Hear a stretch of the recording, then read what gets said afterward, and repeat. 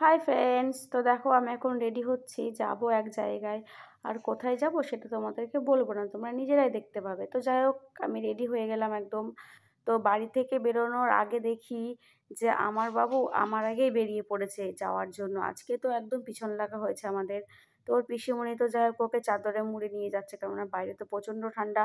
আর রাস্তায় ছেড়ে দেওয়ার পরে দেখো কোথায় দৌড়ে চলে গেল, এটা হচ্ছে ওর দাদুর দোকান। তো এখন নিশ্চয়ই বুঝতে পারছো যে আমরা কোথায় এসেছি। আমরা এসেছি পার্লারে। অনেক দিন আইব্রো করা হয়নি, আর এই বন মানুষের মতন ভ্রুটা তোমাকে করতেই হবে, যেহেতু কালকে একটা ইনভাইট আছে, সেখানে যেতে হবে। তো আমি তো ভ্রু করতে করতে ঘুমিয়েই গেছিলাম। যে ঘুমটা ভাঙার পরে উনি আমাকে একটু দেখলাম কি যেন লাগিয়ে দিল ঠান্ডা ঠান্ডা। যে ওটা লাগানোর পরে আমি আয়নাতে নিজের মুখটা দেখে নিলাম যে কেমন হয়েছে, তো মনে হলো যেন ঠিকই আছে।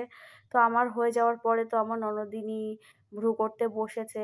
আর ও না ভ্রু করতে করতে ঘুমিয়ে গেছিল, ও বুঝতেই পারেনি কখন হয়ে গেছে। তো ওরও একটু মুখে লাগিয়ে দিল ক্রিম, ঠান্ডা ঠান্ডা। চলো টাটা।